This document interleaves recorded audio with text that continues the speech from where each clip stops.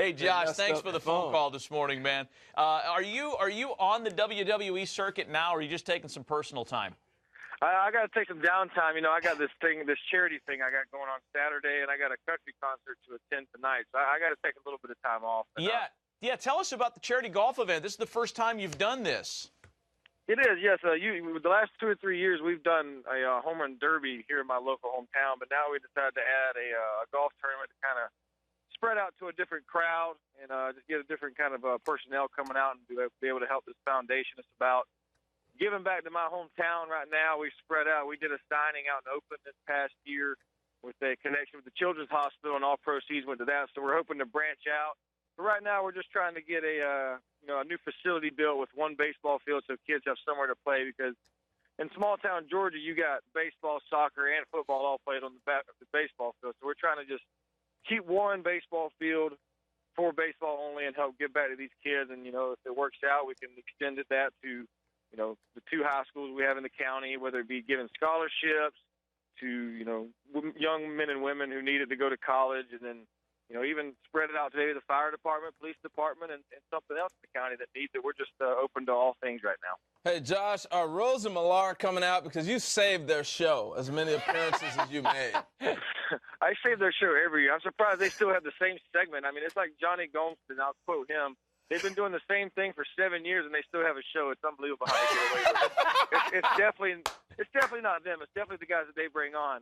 So they keep the show going. Sure. Thanks for saying what we've all thought for the last 7 years, by the way. That's good stuff. Hey, I got to ask you, Josh, and I don't know how much time it took you to kind of decompress after the wild card game, but from a fan standpoint, and he's a fan, trust me. He's the biggest Oakland fan out there. It set me back like a week. I was kind of, walking around the house with my head down. To be up late, a monster game from Brandon Moss, who had struggled in the second half, and to have it slip away. How long did it take you to kind of process it and think about next year again? It takes a while to swallow that pill. I mean, it's a big game, and, it's probably one of the better games in playoff history to go down, where it's just a seesaw of a game. One team gets ahead, the other team comes back. It just goes to show you, man, these playoff games are really worth it, and those wild cards mean a whole lot more than a lot of people can even realize. But for us to be, up as much as we were, and to have John Lester on the mound, there wasn't a person in this world who thought we were going to even come close to losing that game. So it makes it that much harder to deal with. But you go back to Oakland, and you got to go through the whole packing up your house and packing up your locker, and I think that's just as hard as walking off that field after that base hit by Salvi, and nobody had a longer walk than I did except for the 2 bullpen guys we had left. So it was definitely a heartbreaker for sure, and it does take some time to get over. I don't think there's any set time where it takes to get over that. You still find yourself sometimes now waking up and still trying to figure out what the heck happened, but you can't put a finger on it. That's just how baseball goes, and as much as it stinks, you just gotta live with it and worry about next year. For you guys, and I know you have been there long enough to have kind of gotten used to the methodology and the fact that, you really can't fall in love with any of your teammates because they might be gone tomorrow. Right. And I remember your comments on the trade of Yoenis Cespedes thinking, we all know that we're all pretty much trade candidates in baseball, but I can't believe that this guy actually got dealt. Is that just something you put out of your mind? Can you just focus on playing baseball and not worrying about who's going to be alongside you day by day? Yeah, I think it's a lot easier than most people think. We all know how it works in Oakland and all around the league, that you can be traded at any moment, but you put that in the back of your head and go out there and prepare the best you can, like you've been doing for years in the past. So you can't worry about it. But when Cespedes did get traded, I honestly thought that I didn't think we were. I mean, it was unbelievable. A fan favorite, a guy who's come out and done nothing but great for us since he's, come over from Cuba, and big name on the team and big money guy on the team. So it was kind of a shock. And then you realize who you get back for it, and you're like, oh, well, now it makes sense.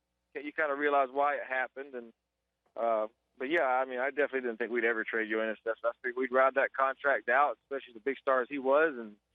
But just to show you, nobody's safe in this game, not even him.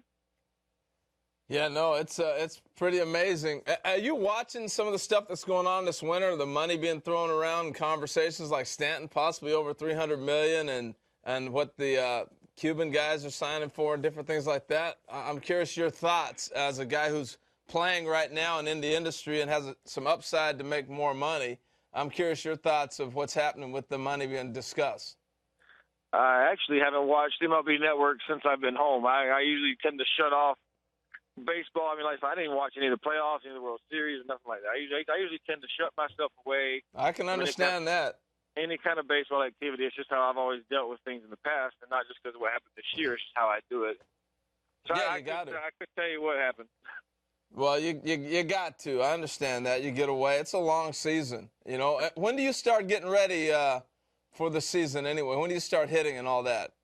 Let's see. I usually take about a month off of doing absolutely nothing. I stay out of the gym, stay out of the baseball area, and then after that month's up, I hit the gym, hit the weights, and the running, and all that kind of stuff. But I usually don't pick up a bat until after the new year. I give myself as much time off as possible and wait till that new year kicks in, and then I start, kind of amping things up. And it's never anything too serious. It's not like you see me out in the cage for 3 hours. I get out there and do my work, and then when it's time to hit on the field, I go and hit on the field. I'm not a big overworked guy. That's what, we got spring training for. So I just usually get my kinks out and spray some WD-40 on the rust and keep things going.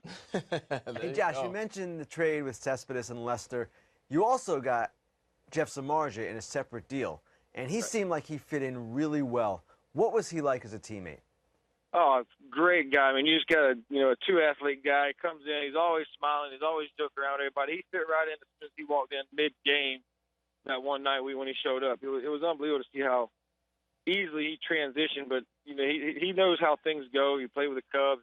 You get that veteran guy in the clubhouse, so to speak, and he comes over right during football season, so he's jumping in on the Notre Dame, and we're talking all kinds of college football. So he knew what kind of crowd he was coming into. I think he got a little heads up from around the league, but it seemed like every topic that come out, he'd have his own opinion on it, and you can't fault him for that. But just all around great guy, and goofy looking guy, and he's got long hair, so you can't fault him for that either.